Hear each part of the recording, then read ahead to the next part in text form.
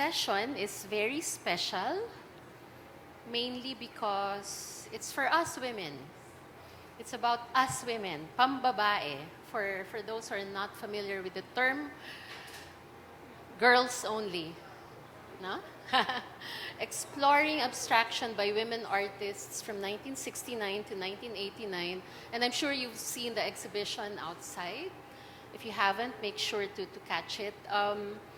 This session will be moderated by Carla Gamalinda, who's an artist, writer, cultural heritage worker, and art teacher. She graduated from the UST with a BFA and MA degrees in BFA and a Master of Arts degree in Cultural Heritage Studies.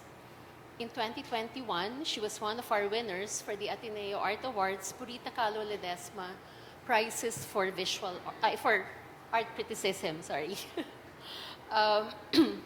And was a national finalist for the 2022 Metrobank Art and Design Excellence. Currently, she's developing artworks under the Linangan Art Residency Program in Cavite. So Carla will introduce the speakers, some of them featured artists, and also the person behind the project, the curator, to begin the conversation. Thank you, Ms. Boots. I am honored to introduce to you our lineup of speakers, starting with Ms. Phyllis Zaballero. Phyllis Zaballero is a widely recognized and actively working visual artist and painter who has extensively studied, lectured, curated, and also exhibited her works in Asia, Europe, and the United States. She received her associate. This is Ms. Phyllis. You can start sitting down po, Ms. Phyllis, para you are relaxed. So she received an associate in arts degree from Marymount College in Paris and Barcelona in 1960. A bachelor's degree of arts degree in economics in 1965, and her Bachelor of Fine Arts degree, magna cum laude, in 1978, both from the University of the Philippines, Diliman. So the 13 Artists Award by the Cultural Center of the Philippines was bestowed on Ms. Phyllis in 1978. Right? In the same year, she held her first solo show in CCP and graduated from the UP College of Fine Arts. Since then, Ms. Phyllis has been on the faculty of UP College of Fine Arts, and she received scholarships, grants, and residencies in the United States, England, where else? France, Germany, Portugal, and China. Yeah. So Zaballero, Ms. Phyllis, continues to be involved in the memberships and on the boards of trustees of various cultural civic organizations such as the Museum Foundation of the Philippines, and maintains links with art organizations both in her native Philippines and abroad. So, welcome, Ms. Phyllis.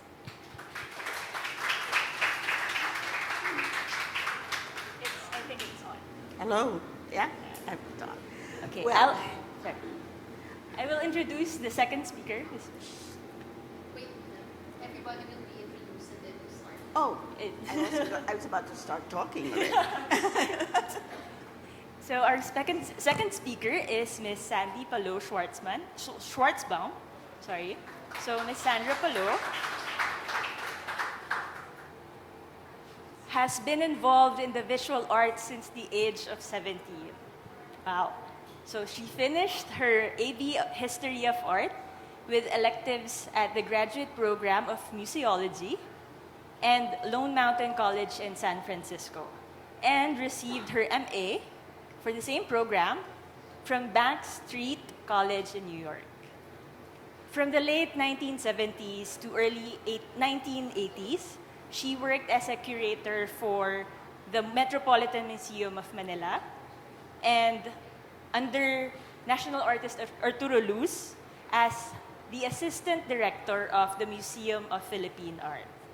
Through her marriage to Paul Schwartzbaum, am I saying it correctly? Schwartzbaum, the former chief conservator of Guggenheim Museum, she has been in very close contact with great art for many years.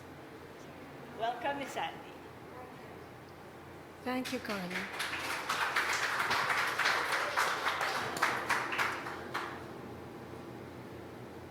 Our third speaker, where is Sir Miggs? There.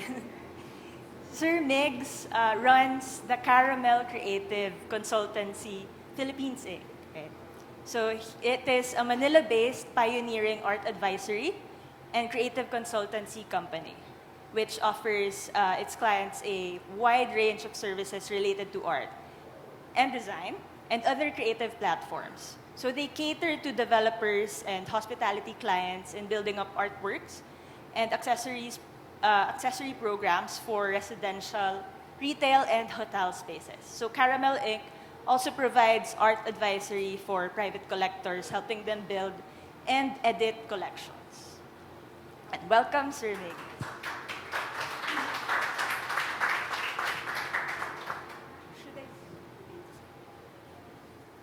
Okay, good afternoon again. I trust that most of you have seen the Pambabae exhibit just right outside. Have you seen it? Raise your hand if you've seen it. Okay, very good.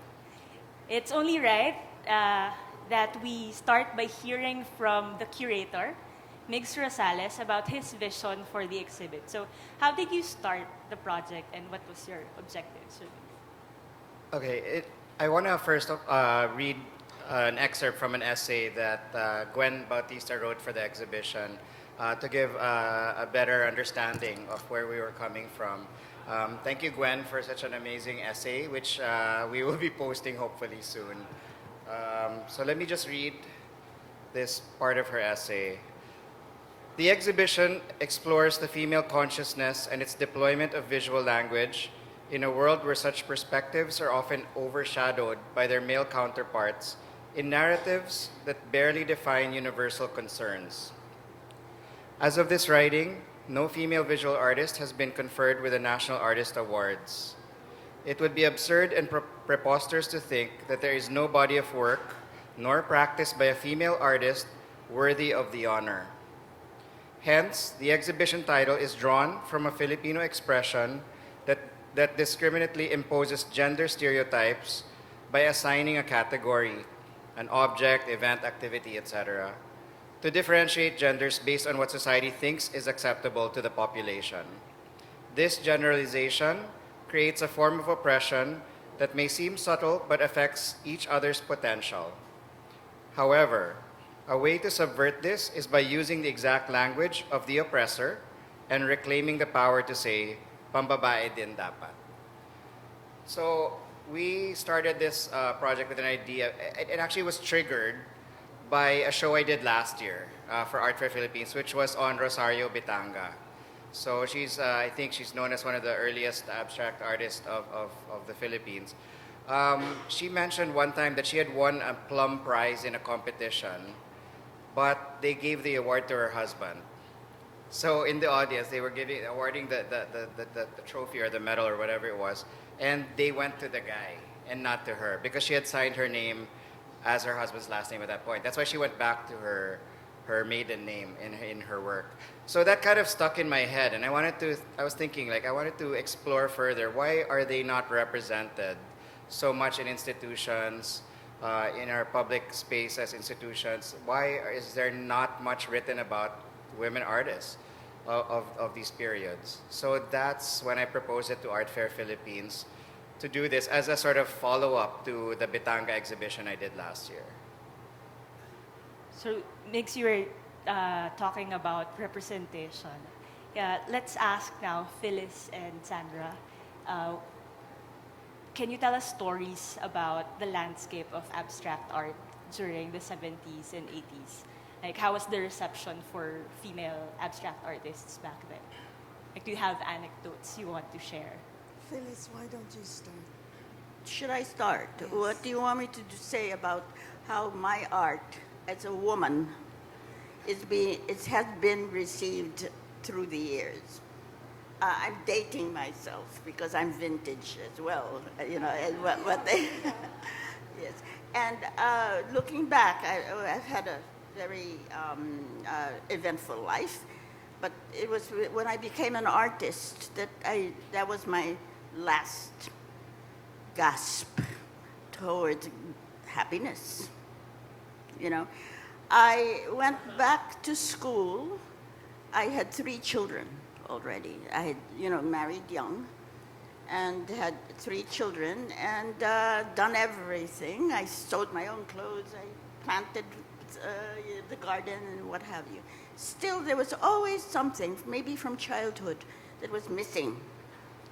And every 10 years, I would really feel I had to re-examine my life. And I was in my early 30s. I was 32 around that time. And I said, this is it. I'm going back to the College of Fine, to the University of the Philippines, because my last degree came from UP, ironically, in economics. And it was misery. And that's when I also realized that I was dyslexic with numbers. And it was sheer willpower that got me through macro and microeconomics and all of that. But I did it, all right? So with 3 children already, and I was driving them to school and what have you, I said to my husband, sit down, I have something to tell you. I said, I'm not asking, I'm telling you. I'm going back to UP, I'm going back to school. Oh, he was so relieved. He said, is that all? Go. So, okay. And that opened the doors of my brain and my, the reason I became an artist. Okay? Myself and another friend, Jeannie Dandan, we were the oldest people in the freshman class, and we were women. Okay? And I said, well, it doesn't make any difference, does it? So, all right. Now, I went on, and I was very fortunate to have been in these classes with Rod Paras Perez, who is showing here. But principally, my guru was Roberto Chabet. If any of you remember him, he was the vanguard of abstraction. And it was through him that I really discovered abstraction. But he began teaching us by making us copy a master. I mean, the real thing, and that was to give you control over your hand. Right? Long story short, we're talking 1974. I graduated in 78 with my first one-man show was offered to me by the Cultural Center. Another person who was very pivotal for me was Ray Albano. So I had my first one-man show, and some of those paintings that you see outside came from that show. Ms. Phyllis, how were these abstract paintings received back then? How was the reception? Was it, can you say, equal with... Now? Yes. Now? Back then. Back then, everybody was like, my God, what does this mean? Explain this. What are these squares? And I said, it is what it is. And you give me the story that you see, okay? Now, one of the paintings out there was when I was doing the grid. It's there in the book, and it's that blue, light blue, I was in my head all along imagining abstraction from places that I grew up in. I would close my eyes, and that's how the colors came about. What do I remember smelling as a child? What do I remember colors? What colors was that? What was I touching? Who was I with at the time that I was, painting this? And that's where the emotion came in. Okay? So that's abstraction now. Can I say when Miggs came to me with this idea, and I had never joined art fair. However, was always a member of the museum foundation and helping them out. So I always came, but I said, this is really,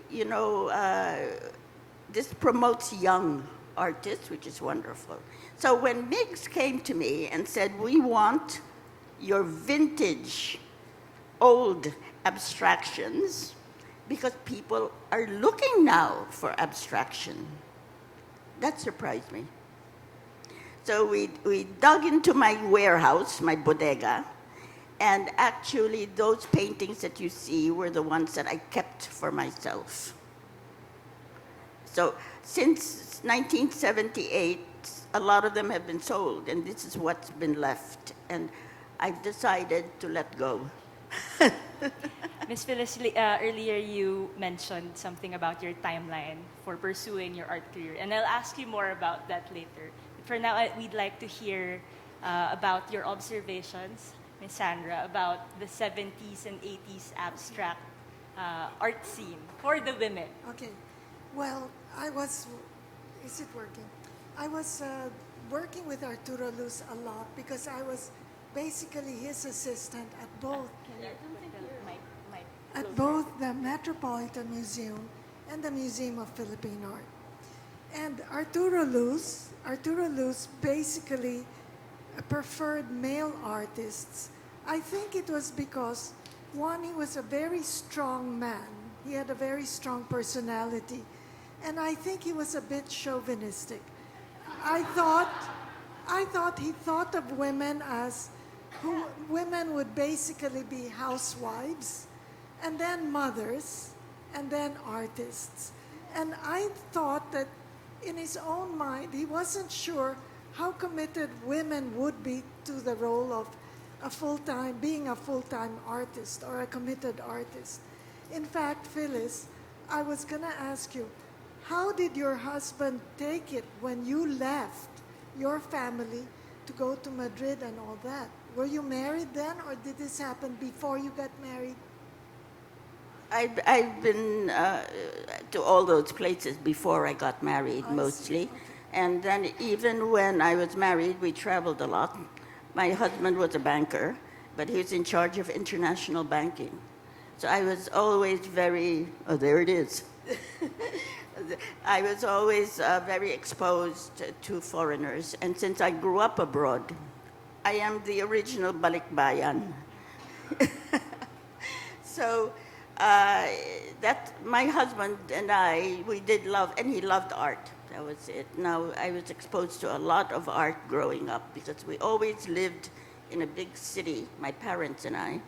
So in other words, he supported your artistic Yes. endeavors. However, when I said to him, I'm going back to school, and I said, but don't worry, your life goes on the way it is with the 3 children. I will never, ever diminish my role as a mother and a wife.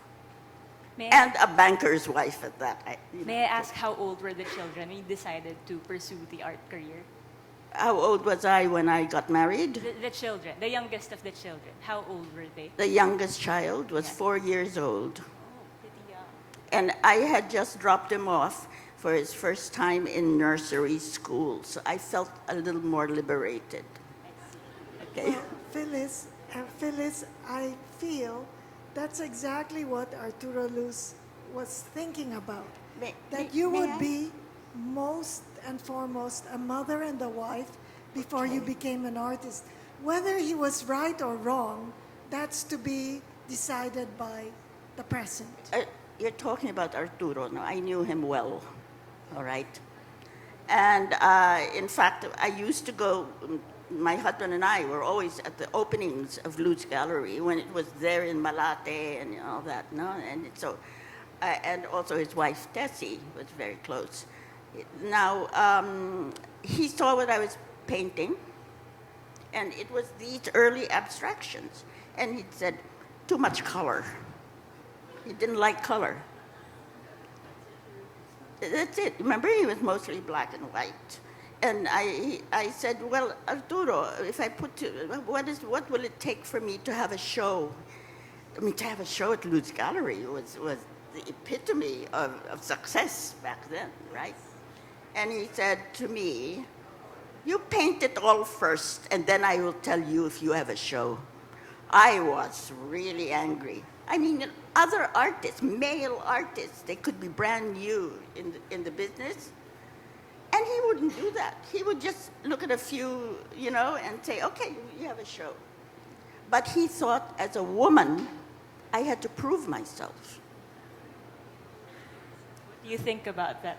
I think he was looking for you to prove yourself as an artist first and foremost, Yes, I know. rather than being a mother and a wife first. I mean, let me give a Pacita about as an example. So I was working as the assistant director, and I saw the work of Pacita Abad, and I thought she had a lot going for her. So I went to him and I said, "Sir, I think you should see the work of this artist. I can take you to her gallerist." And he was like, we'll see. He was very non-committal. So what I did was, I went to Rosas, Anding Rosas, and I said, "Anding Rosas, you should see the work of this artist. I can arrange for a luncheon in her studio if, for you, for the art critic then was Leonidas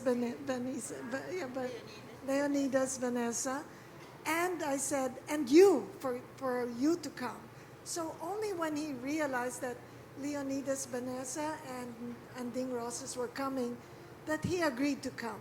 And of course, when he went to Pacita's house and studio, it was all her trapuntos everywhere.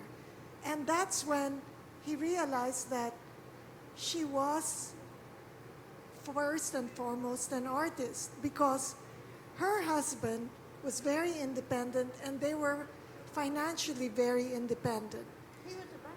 He was a banker for ADB.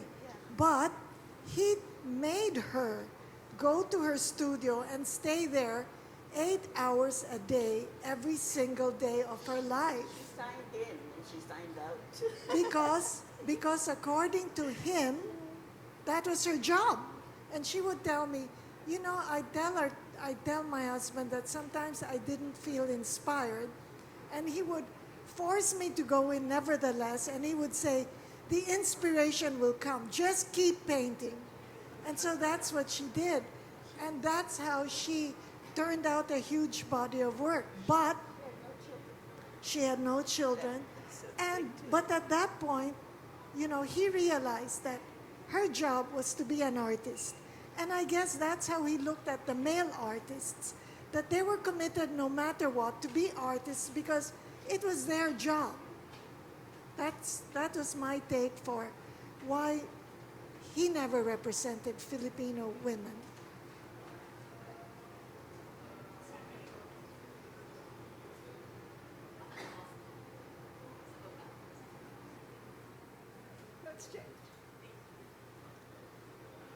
You mentioned something about commitment, right? So again, I will go back to that point. But for now, let's hear. I was informed Miss Evie Cosio is here. Would you like to chime in with your experience of the 70s, 80s art scene as a woman artist? Thank you. Okay. Hi. Sorry, I fell. My story is very different from Phyllis because I started as an artist in 1967. I joined my first group show, print, and won. And then I joined in 1968, and I won again. But I did start. By 1970, I got married to Alan Cosio, and he had a day job. he had a 9 to 5, 9 to 6 job, um, managing a haberdashery. So we got married in 1970, but at no point did I think that I was going to give up my art, and I think he knew that. My background is actually theater. My parents are Bert and Daisy Ileana. Um, my father was national artist for film and theater, and my mother national artist for theater. So I started in theater. Actually, that is my background. So a lot of people are saying your work is very dramatic. I guess that's because of my theater background. So anyway, by 1970 we were married, and by 1975, one day Alan asked me, "What do you think if I quit my day job and go full time into painting?" And this is true. I did not hesitate even 1 second. I said, "Go for it," because he was the sort of person who I knew if he set his mind to something, he would just give it his all. So, walang anong kakainin natin? Because I wasn't really selling, you know. So that's when he started, 1975. Sandra was talking about priorities. My priority is always, okay, I'm me, whatever that is, I'm me, and then I was wife, mother, and artist. Ganun na nga lumabas, wife, mother, artist. But I never, ever considered giving up, except at one point where my postpartum depression, my midlife crisis, and everything just happened all at the same time. And I was thinking of throwing all my brushes and paints out the window. But thankfully that passed. But I don't know what it is about women artists. Louise Nevelson, for 30 years, did not sell a single sculpture. So for 30 years, she wanted to throw herself out the window. After 30 years, she sold her first sculpture, and now she's one of the most famous. She was one of the most famous women sculptors in the world.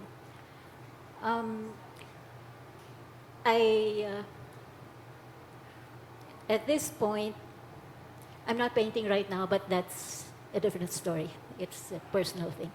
Anyway, but I will eventually go back to painting. And as far as Arturo is concerned, yeah, he was sort of, if you got a show at his gallery, you made it. You made it. But I cannot think of any woman who had a solo at his gallery. Only Never. Pacita Abad. In Luz Gallery? Pacita At his gallery, Abad. Pacita, Pacita Abad Where? had a solo at MOPA and the Luz Galleries. At MOPA. And the Luz Galleries. at MOPA, yeah. Okay. And the Luz Gallery, both venues. And Of it? Ophelia held Of his it? own techie. Yeah. Yeah. But really extremely difficult, as Phyllis said, extremely difficult to crash the Luz Gallery.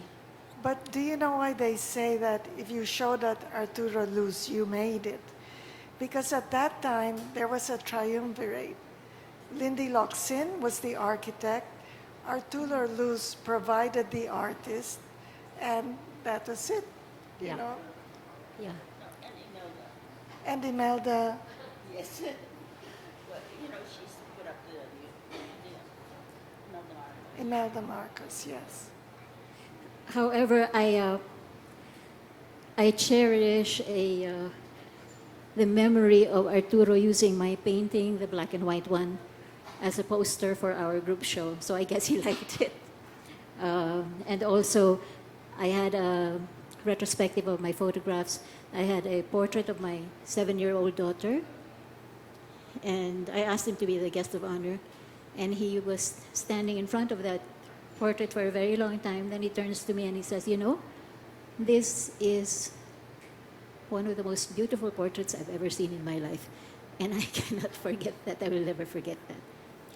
Another thing that he told me that I will never forget, he says, if somebody comes up to tell you They have never been influenced by anyone else. That is a big fat lie.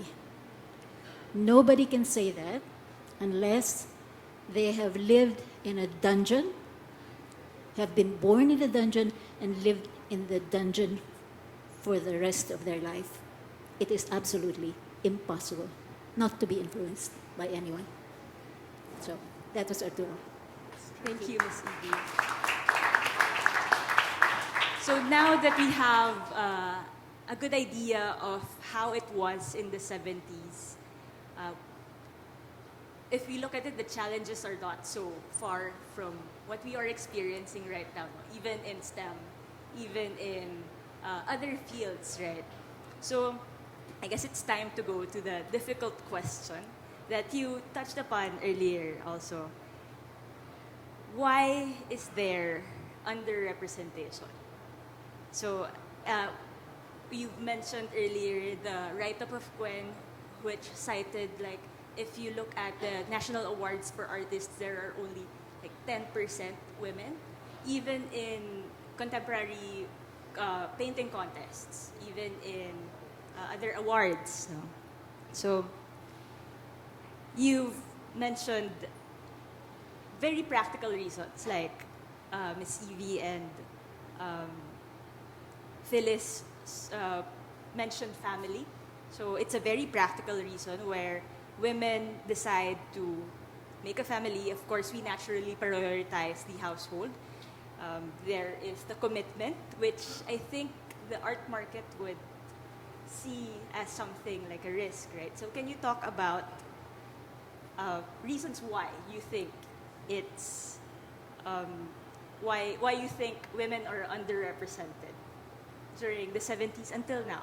In general? In general, yes. Or back in the 70s?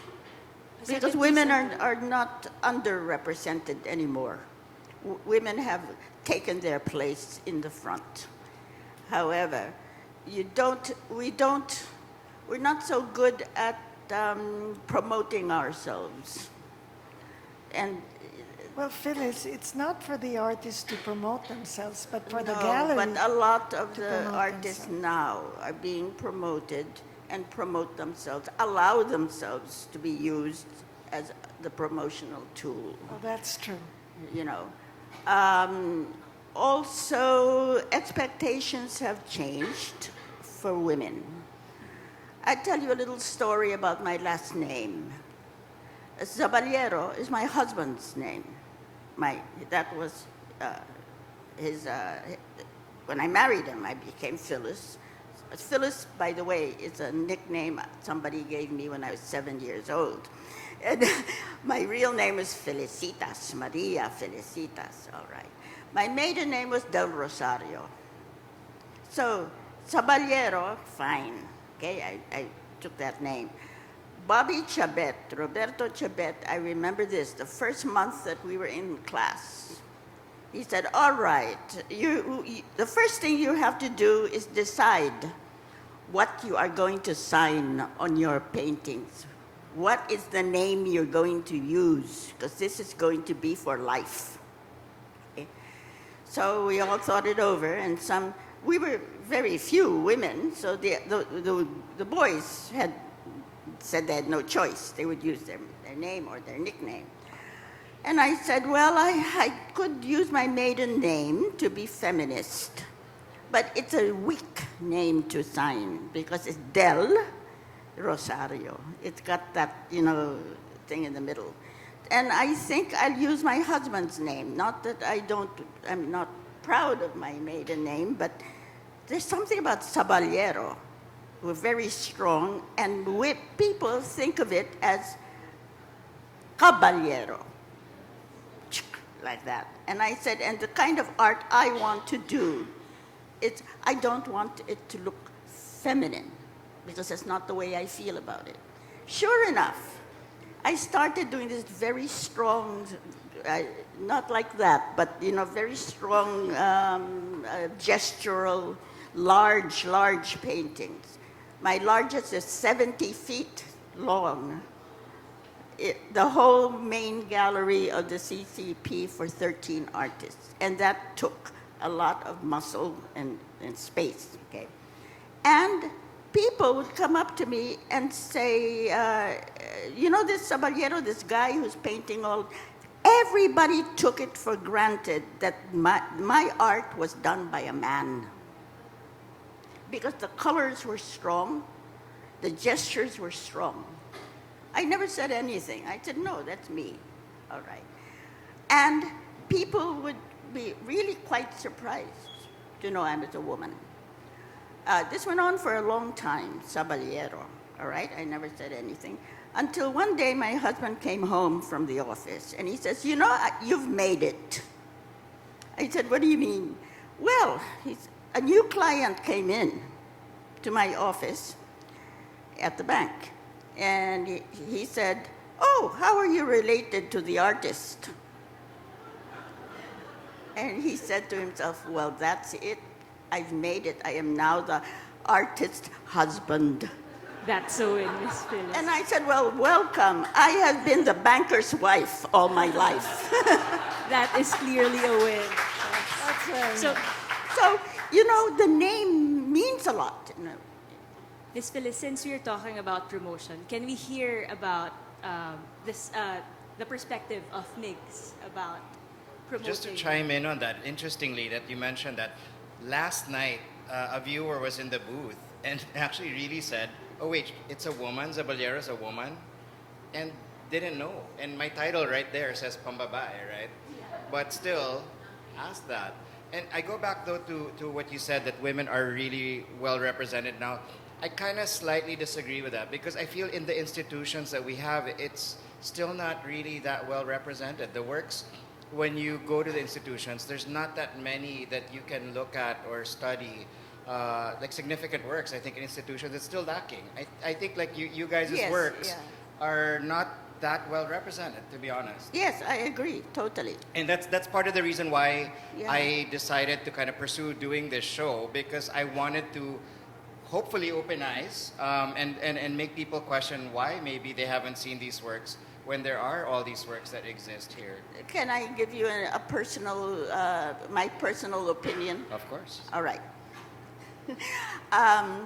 Number one, women who become artists step into the background because they're so busy with their families and their husbands.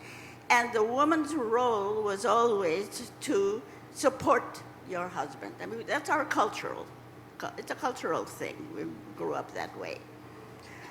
And then I won't say her name, but there is a very, very well-known woman artist who I admire, who I think should be a national artist. However, she's married to an artist. She doesn't use his name. So I was talking to her one day, and she's kind of gotten on in years, so I don't know how much longer but I love her work. And I said, tell me, I said, where do you work? In your house, is your studio? And she said, no, I don't have a studio. And I said, but your husband, isn't that his studio also? And he said, no, that's his studio for his art. I said, when do you do your art? At night when the kitchen table is empty.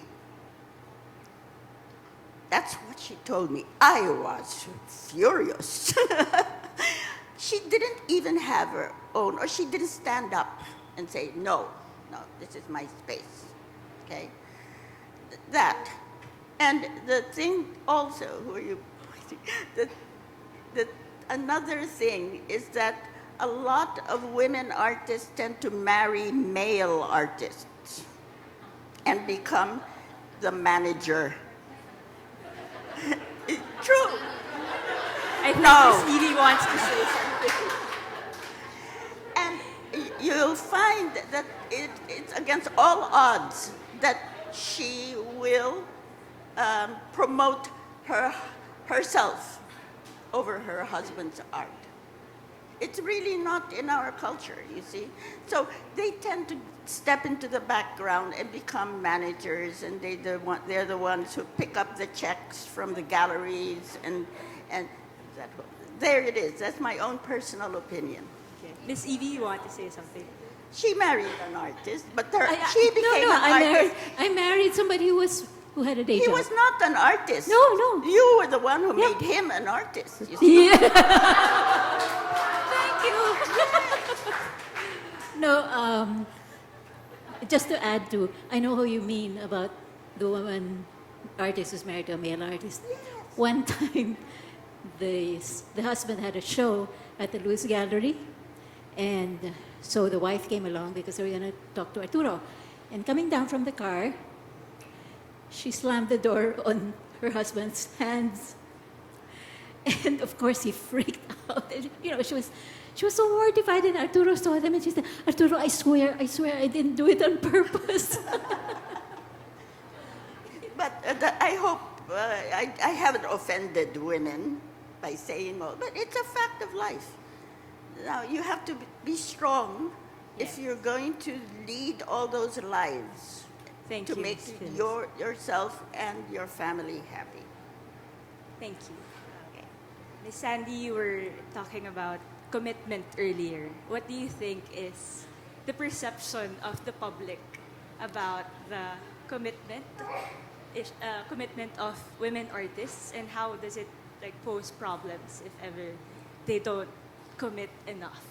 Well, I think Phyllis was lucky because she had a husband who supported her, and she being a strong woman, I know a lot of female artists even today who do play the role of being mother and wife first before becoming an artist. Pamian Santos is one of them, a contemporary artist who I love. I love her work. Anyway, going back to our group of more mature women artists, I would say that, for example, there's Yolanda Perez, who became Mrs. Johnson. I loved her work. I thought she was an original. Like Phyllis said, you started out school copying the work of a master, and many times, much later on in the years, that's how art was taught at UP. You were made to look at magazines galore of art in America and all that, and then at the end you were told, okay, now make your own work. So of course you'd be influenced by what you saw. But Yoli, on the other hand, started out on her own. She loved Fabriano paper, which was a very sensuous material, and she would make compositions of this paper, which were beautiful. I mean, they were not Noguchi inspired, but when people would look at them, they would think of, oh, Isamu Noguchi. No, they were Yoli's. They were her own. But where is Yoli today? She's here. She's still doing living. design work, more design work now. She does design work. So she's given up her artistic career to become more a mother. A wife, not a mother. And then art took on a second role. And I think that's the difference. People are looking for women who are first and foremost committed to their art. And then everything takes on a second role. I think, that's where you have Nevelson. It took 30 years to make her become known. And she had to work harder than most women artists. What made her known was her black paintings or her black sculptures, where she would put all these found objects and paint the whole thing black. And why did that become so popular? Because it captured the essence of minimalism more than any male artist could do. So that's why she, made it big. A woman has to do something like that in order to be known, I think. I may be wrong, but that's my opinion.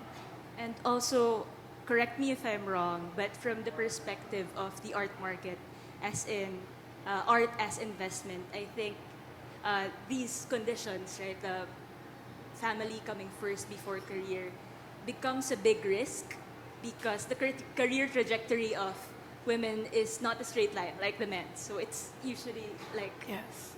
curvilinear. It's not as simple as the career trajectories of male counterparts, right? So I think by now the audience can we ask questions from the audience right now? Do you have anything you're curious about?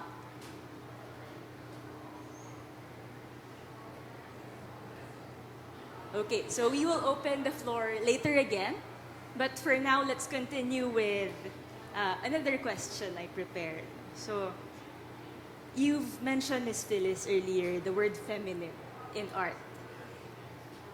For everyone here, what do you think? Is there a definable feminine or pambabae aesthetic in Philippine art? Can we define what feminine is? I don't like to define. I think art is not either masculine or feminine or whatever. You know, you don't have to know what the gender was of the person who did it. That's it. I mean, I'm sorry, I just don't hang out that much anymore with artists. So I don't know what's really happening with the young, and I don't teach anymore. Teaching was a very good way. I give talks, you know. But can I add one little thing about name? That name means a lot when people look at it, all right? I have a difficult name because Zaballero, all right? They think caballero, all right? He must be a mestizo or something, no? Actually, Quezon Province, Nena. My first name is a nickname given to me as a child, and it's Phyllis, spelled the English way, Phyllis, which is alien to the Philippine language. No? People have said to me, what kind of a name is that? Do you know? It's that they thought that I was male. I was actually Felix. And I was gay. So I spelled it differently.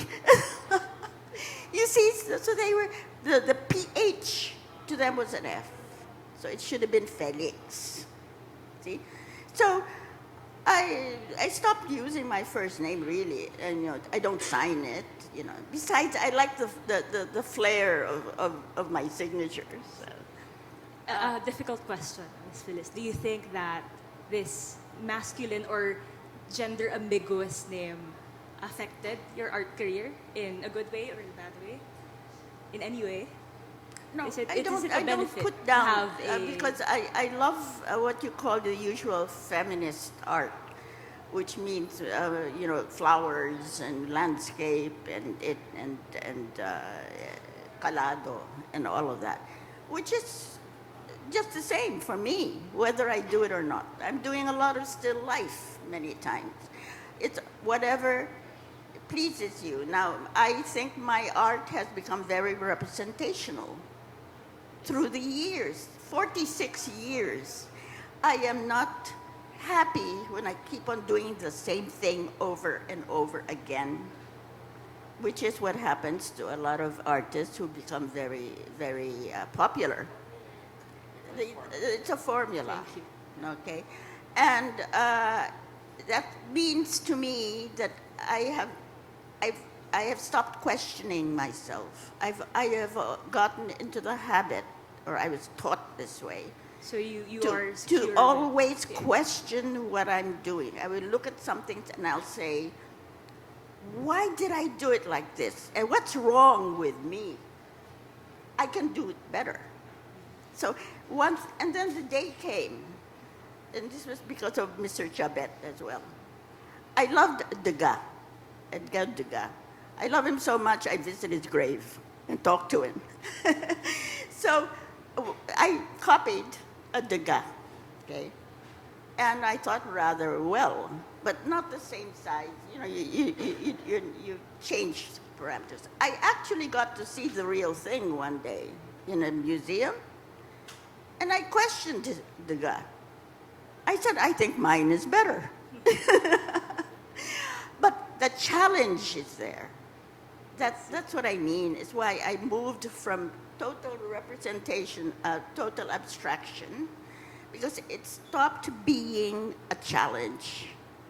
And I felt I had done as much as I could in that sense. So color, I've loved color all my life. Thank you, Ms. Phyllis. So you're saying that it's diverse. Oh, and let me tell you, another influence on me was Jackson Pollock. I see. Huh? He was the first Pollock I saw. I must have been 12 years old, and the Museum of Modern Art had just bought their first Pollock with a splash in it, and up to now, you know, I visit it, and I said to myself, "This is it. This is it. This is genius." And I was so young.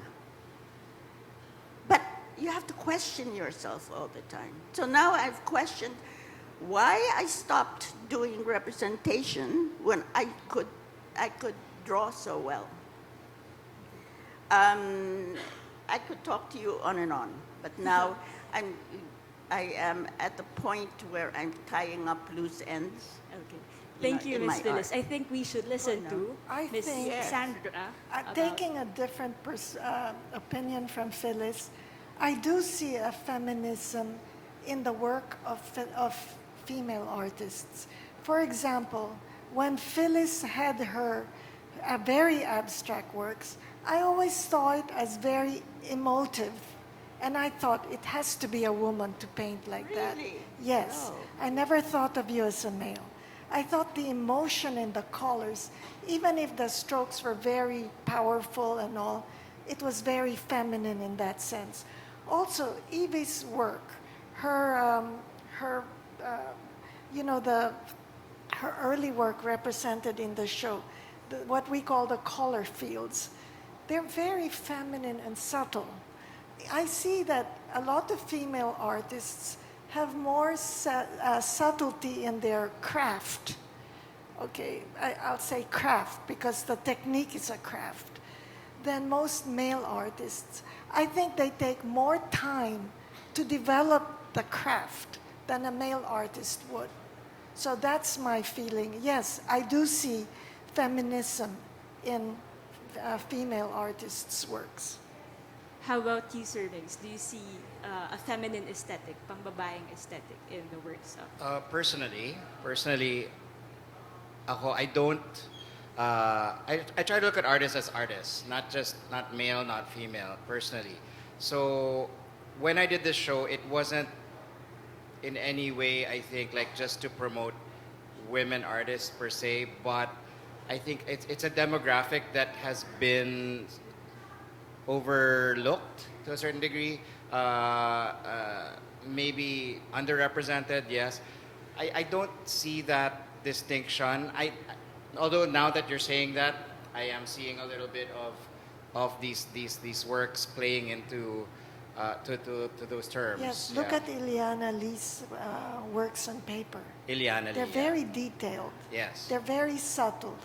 There's a feminism to it that her male counterparts didn't have. Yeah, Ileana Lee, yeah. Indeed. Ms. Evie, Well- yes, please.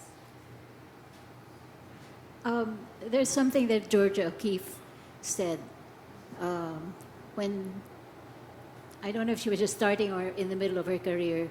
She said there is something about a woman, what she has gone through, what she can do, everything about her that comes out in her art and that can never be replicated by a man, because a man will never be able to think like a woman, do like a woman, be like a woman, ever. There is something in the woman that is just in her without her even trying, and that comes out in her art. That's beautiful, Ms. Evie. From what I've picked up from what you've said, that I feel like you've said identity is inseparable from the artist, and a woman artist cannot escape being a woman. I've read it from one of the women's studies, I forgot where, but it's not mine. But from what I've picked up from you, you've described something diverse. Right? So you've described like it's indefinable. Yes, it's hard to define, but it's sort of a horizonless landscape that is as diverse as there is the number of women. So we can agree that there is a certain Pambabae aesthetic, but it's really hard to define because it is diverse. Well, So if I can ano lang, Carl, I also purposely wanted to represent different types of art making. I mean, it's not just painters. We have printmakers like Ileana, Evelyn, Collantes. I wanted to show the works of Nelfa, Querubin from that period, which I think are incredible. We also have sculpture by Impy, Pilapil. So I wanted to just show a cross section of what was going on. This is by no means a museum survey show, and I'm hoping that by doing this show, it sparks interest from institutions to explore further, and ask these questions and the whys and address the whys. So I wanted to show also different types of art making during that period because I thought it was such a vibrant period with so much going on. And hearing from these amazing women, I'm learning just how much more vibrant and exciting it was than I thought. I mean, it's just so much going on at that time that needs to be explored further. So that diversity, yes, should be explored further. So going back again about commitment, Javellosa, Jeannie Javellosa, she started out as an artist. She's more a curator now. So there you go. That's an example. If I had invested in Jeannie's work because I liked her work and she stopped being an artist, I would say, thanks a lot, Jeannie, And to be sad to say, I've bought works of several artists and they stopped being artists. So that's where you are. But that also happens with male artists, right? Yes, a woman as an artist has to be committed to her art, no matter what. Like Phyllis. I want to let down. Evie. It's an obsession. Yes, Evie. I mentioned this to mates about a group called Guerrilla Girls. I don't know if you've ever heard of them. Yeah. So, yeah, Guerrilla Girls. Yes. I saw a poster. I saw a poster at the Museum of Modern Art in Paris sometime in 2018. And it said, "Dear art collector, it has come to our attention that you do not have enough women's art in your collections. We know you feel terrible about this and that you will rectify it immediately. Signed, Guerrilla Girls," which I thought was really to the point. Right. Okay. Also, picking up from what Phyllis said about babae as against lalaki, I have received comments on my work. Ang lakas ng trabaho mo parang gawa ng lalaki. Thank you. I'm not very happy, but okay, thank you. I'll take it. Sorry, to translate. Your work is very strong. It looks like a work by a guy. Yeah, okay. Thanks anyway. Do you take that as a compliment? Or Yeah, it was meant as a compliment. It's rather left-handed, but yeah, it was meant as a compliment. Yeah. it's strange how we assign value to the works of women and men, as if the works of women are of the level of craft. I don't know why they assign craft as, they relegate craft as a lower art form, but there is such a perception. Well, I agree. Pacita Abad's work for the longest time was considered more crafts than real painting. But like I say, I think it was because of the amount of technique that went into making it that made it look like a craft, whether it was, which it wasn't. Because it's technically excellent. They put more work and energy into creating a beautiful work of art or creating an art that has difficult technique, I see. which a man doesn't have the patience to do. Yeah, I just wanted to throw it back to Gwen. I wanted to ask, from a gallerist point of view, what are your thoughts on this? Hello, I'm Gwen Bautista. I wrote for the exhibition essay. I was very honored to write the essay for this exhibition. I run a gallery. I'm very honored to say also, and that in our gallery we have a lot of women artists showing, and I actually work with a lot of husbands and wives artists, and all of them we follow like a very I don't know, like in our generation's language, like a woke culture.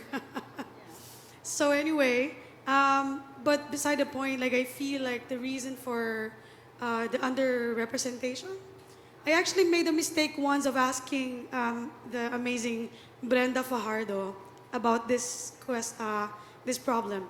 I was doing an interview because I was writing about her work, and then I asked her, why do you think there's underrepresentation of women in the arts? Is it because women tend to raise families? And she told me, I don't have children, Gwen. I wouldn't know. So that was a mistake of that, me as a young writer, which I've eventually allowed me to like learn more about all of these amazing artists. And when I look at the works of these artists, I don't see them as women or female. I don't operate that way. In fact, I fell in love with the Nelfa Querubin sculpture for the first time when I saw it at Ilomoca. I was in line at the buffet at an opening, and I looked at it and I was like, wow, this is amazing work, amazing ceramics. And I couldn't believe that it was made in the 60s and in the 70s. It was so contemporary, nothing that I've ever seen, even in the exhibitions I've been to abroad. So I think it's really a matter of like someone taking an interest. And we also have to remember that people who have this position of investing and championing artists in the art scene and in the art world, it's a predominantly male world. But I guess we're lucky in the Philippines that is changing with like women coming in as galleries, curators. One of the most powerful gallery in Southeast Asia is run by two amazing women, which is Silver Lens, of course, and then more galleries and more art institutions. So hopefully this narrative is changing, and hopefully young platforms like ours, and also like young curators like Migs and myself and Carla's amazing writer also, we can put more visibility to these practices that are missing in the history of our country. And to understand also the history of our country and to understand ourselves better in the present, we have to understand all these practices of these women who are incredible, and also they are equal or maybe far more than these male counterparts that we look up to. Well, you. Boots, can I ask you? Can I? Sorry. Sure, go ahead. No, I'm just saying that it is looking up. We've got the year of the woman now, right? And every year it's March, that month, Women's Month. And I've been asked, I hope it happens, next year in March, I'm having a one-woman show. One-person show. It shouldn't be a one-woman show. It should be a one-artist show.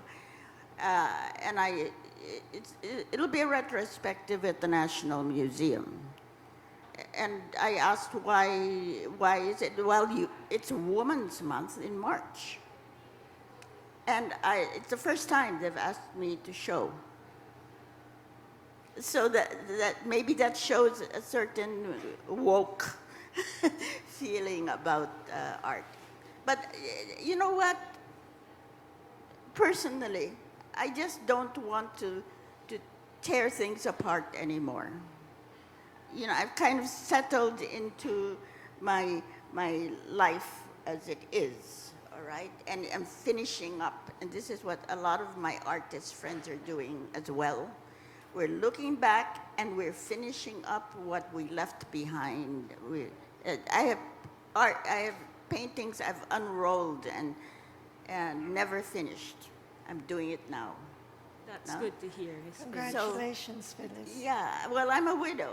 I've been a widow for quite a while, so I don't have to worry about pleasing a man. You don't have to worry about being a wife first. A wife. Yeah, men are easy enough to please. Before I move on to our second to the last question, I'd like to add to what Miss Sandra shared earlier.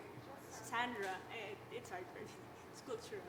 But what she said about the craft, the technical skill. It's interesting because in the 18th century, women would use their hair to embroider, like landscapes, very beautiful landscapes that you would think were done with pen and ink. But these were relegated as craft and not as legitimate artworks compared to what the men did. So that's something we should think about. Though. Why is it relegated as a craft? Would you have insights? Well, many times, like what I'm doing now is something I learned when I was in the first grade, which is illuminations, which were the illuminations are what monks sat doing, or on Bibles.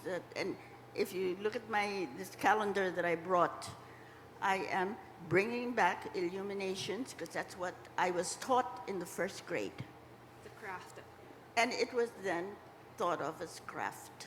I see.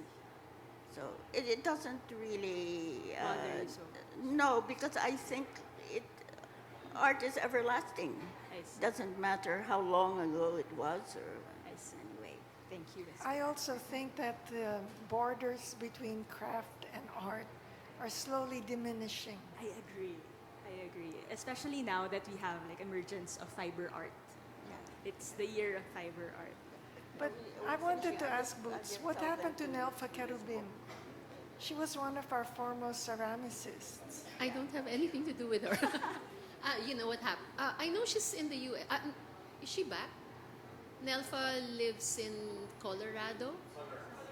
Yep. And there was a time that she would come back to Manila almost every year to exhibit, but in a very limited, run, and friends would go there, and her works would be sold out.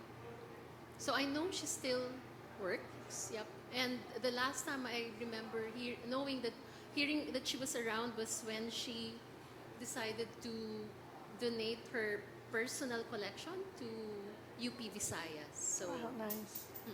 See. can I just make I think that the issue, the idea of crafts now is actually being adopted by men. If you look at, there are a number of artists here, and not recent, but in the maybe a few years ago, they're taking on embroidery. So maybe it's not good to relegate it to women and men, or male female roles. I agree. Even in contemporary Wasn't it, who is the guy who started using thread because he was allergic to paint? Rafi Tinapay. Yes, Tinapay, exactly. Tinapay. And he's expanded his use of fiber immensely, and a number of other artists here. Carlo Villafuerte from Baguio. Yes. So, and they've adopted, and I think in the case of Pacita, yes, it was craft at that time, but look at where she is now. There are major retrospective shows featuring her in North America. So I think there is a reassessment of our perception in art making, not relegating it to whether it's a woman's craft or a man's role. I also wanted to point out, Phyllis, when you were in your early cuentos, it's interesting how the individuals you cited who helped you are all male. Chabet, Ray Albano, and these are, Well, also Arturo in his own way. yes, of course, yes. And I would also consider him as one of the mentors to many artists. Yeah. I guess it also reflects what the art Because scene was not like only that but time. as teachers, I was always more moved by the males. You And know? there were not too many women teachers there. As teachers, I mean, and UP anyway. They, And then I'd like to ask Evie, you started out as a printmaker. Many of the women artists are established now started in printmaking. And they were actually instrumental in the founding of the Philippine Art Yeah. Association of the Philippines. Yeah. Give me the names. Nelfa Querubin was one of them, Evelyn Collantes, but more senior, Adiel Arevalo. So they were the founding members of PAP. yeah. Yeah, so I think that Well, that's Ofi also Helveson. important. Ofi, she said she's not one of the founding members. No, but she was the one Yes. who taught me printmaking. Yes, in yes, UP. but not part Yeah. of PAP, Yeah. the founding. Ano. Before I just want to put in a little announcement. For people who wanted to know about some of the work that I have hanging up, I brought my big book here, which shows the original art as they were when I first exhibited in 1978, 79, 1980. So you can see if this is a browsing copy. Come and look at it. No? I also brought a few copies. Do we have some students here, art students? I can't see because Raise your hands. Art students. art students Higher, higher. Okay, so in the back. come to the front later after the talk. Because I can't see you back there. Oh, Maybe later we will Later. distribute. No, I'm just saying this because I didn't bring too many. This is something I give to students. Okay, it's a middle. Biglang part of this nagtaasan book. ng kamay, oh. Kanina And, ayaw. Phyllis, and who it said is women couldn't something I market their wrote for work? this big book, Why and How I Make Art. So it follows a big painting from beginning to end. And I decided to, see, there I am, painting on the floor. No? I decided to do this because no student could afford my book. And it was Ding Roses, Alfredo Roses, who wrote that. And Thank you, Miss Phyllis. We'll so distribute here, that later. Yes. Yeah, but I'm just I'll saying. help that- you to your no, seat. Yes. No, don't worry about. I'll manage. It's a Yeah. high step. Okay. And I have a few. Well, for the older ones, I have a few calendars. Okay, so we have time for one last question. Would the audience like to take this question or? Okay.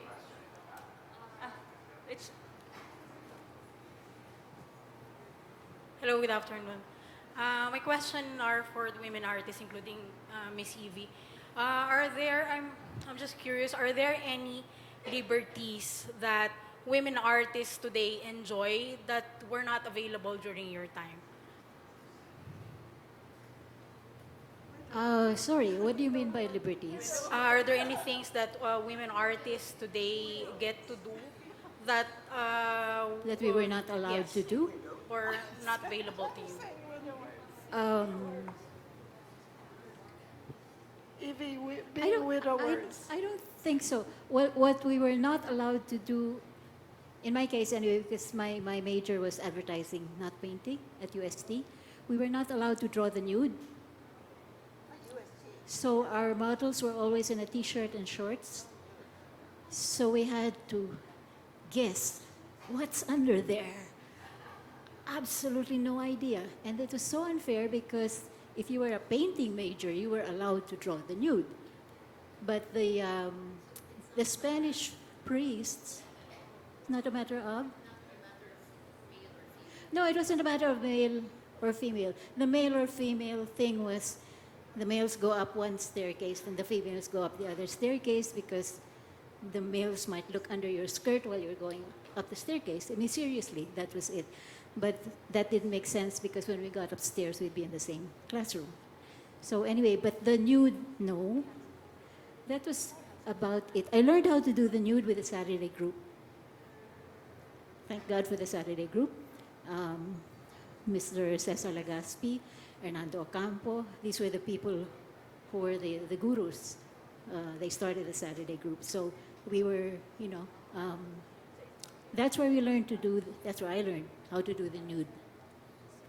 But I don't think we were, there was nothing that we were not allowed to do.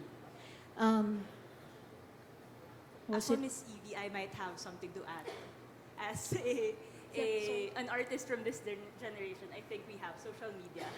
So we have the liberty, we have it's more democratized now, how we promote ourselves. So we can go to Instagram and post ourselves even without the agency of the galleries. So that's what we have. Yes. There's another question. Maybe we have. Yes, please. So, I guess one of the liberties that the new generation now is getting is that, unlike before, that they have to go to Arturo Luz and really like present themselves as artists and pray that they won't be seen just as a woman. Now they can come to other galleries and they can present their portfolio and they don't have to worry about if they're, about being discriminated. I agree. As well? Doesn't that hold true for if you're a male artist as well? I mean, you want to crash a gallery, you have to bring your portfolio anyway.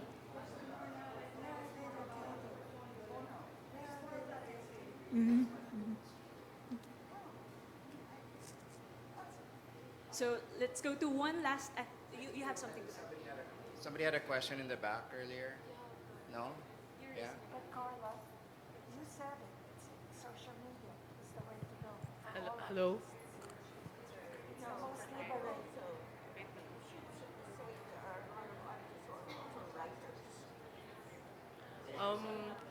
Okay, let's have one more question. I guess this is a more general question, and maybe to end the talk na rin. Can you share a story, even a small story about yung, I guess the most, how do they say that? Can I speak in Tagalog? Yung pinaka malala na story na feel mo na discriminate ka kasi babae ka in the art world.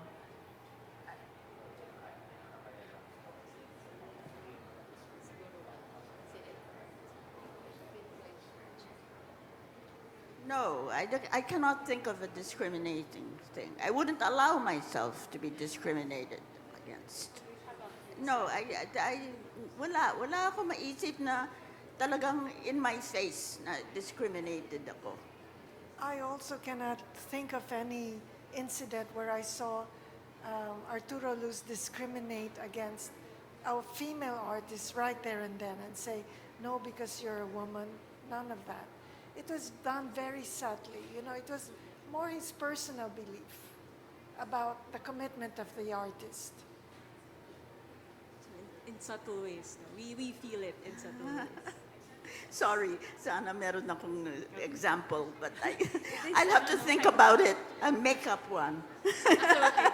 So now let's move on to our last question, but let's keep the answer short, like 3 sentences, so that we can do the 4:30 cutoff. So it's a very simple question. So aside from exhibits which like these, no, the Pambabae exhibit, which promote representation of women, what else can we and the audience included do to address the imbalance in the PH art scene? So what else can we do aside from exhibiting? Can I start? I mean, in my opinion, I think there has to be more written about this generation of women artists. One of the biggest difficulties we had coming up with this was there was a lack of material on these artists. I mean, some have been lucky, and you have a book on yourself, which was published. It's a beautiful book. Evie, there's some stuff written about you, but majority, a lot of these female artists, there's not much written. I mean, there are interviews, those books that we were sharing, which Evie also gave me. I mean, there's some really great insights in those. But for the most part, Gwen, right, there was really a lack of material. So I hope that there are more materials put out there and more shows that explore this generation of women artists, so that there's more written about them as well. Well, I think also you have the example of Cipra, who created her own exhibition in Laguna. She has 2 museums that are dedicated to her work. I think, if female artists took that initiative, they would become more well-known. You mean to say it's a commercial gallery that she has? It's not a commercial gallery, but people can walk in. It's a museum. It's a private. Yeah, to see her work. Where's this? Cipra Kamatoy. Yeah, Cipra Kamatoy. I have her work in the booth, the triangular work, the triangle work, which is sort of like op art. It changes both sides. Yeah. So, Phyllis, what would you? I was saying there are a lot of women who write very well, but I have not been given the platform to write from, number one. Number two, I personally could never sell anything myself because I don't know how to sell paintings. I am totally, but I try to because I am OC about my documentation. That's something I want to teach women to do, is to document your work. Document so you have books like that. I have there in that pamphlet. And if you come to my studio, Well, Phyllis, you take not it to, all together, Phyllis takes it to extreme. She's so organized that she actually has a filing cabinet, lots of little drawers. Every artwork has been cataloged. Everything has been logged in for what show borrowed it, when it was returned, who bought the work. And I think that is very important. And that goes back to what I was saying, that there needs to be more documentation on the female artists. Otherwise, how do we keep track? You cannot. So, yes, Ms. Evie. How could we continue this journey of How many equity? how many art students are there? Art student. Many? Art student. Yeah. Piece of advice: just do it. Just do it. If you feel like doing it, just do it. And there is no such thing as mali. There's no such thing as mali ang drawing mo, unless you're doing, you're doing anatomy, and okay, yeah, your teacher will correct you, mali yung anatomy mo, no? Okay, but otherwise, if you're working on your own, just paint. Okay, Vasily Kandinsky said this: alles ist erlaubt. Everything is allowed. Everything. Kung anong gusto mong gawin, gawin mo. Kasi ikaw yun. No? Babae, lalaki, doesn't really matter. You wanna do it, gusto mo manahi, manahi ka. Okay lang.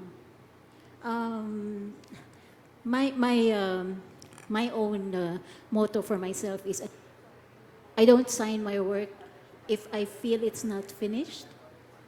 I have to know that it's finished, feel that it's finished, and then I sign it. If I don't sign it, it's not finished. Ganun lang. Thank you. Pero Ms. walang mali, walang mali. Walang mali sa art. Wala. Okay. Can we hear an answer from the art students? Yes? Okay. So, to cap it off, we have seen that representation of women in the art scene has come a long way, right, since the 1970s. And we owe this to our women artists and cultural workers who braved the 70s and 80s. And the art fair. A And lot the of art women fair, are yes, represented. of course. So Keep it up, Lisa. yeah, keep it up, yes. So Miss Phyllis, Sandra, and the people who advocate for equal representation, thank you, Sir Mings. And thank you, Art Fair Philippines. This exhibit is very important. But we have miles to go in terms of properly valuing and representing women. And this oppression that Gwen mentioned in her write-up, we feel it in subtle ways, like what Miss Sandra said. Even if gender is just a social construct, we feel it in very, very physical ways. So I hope you are able to take something from this talk to fuel this long campaign, since we have a long way to go, towards a more equitable art scene.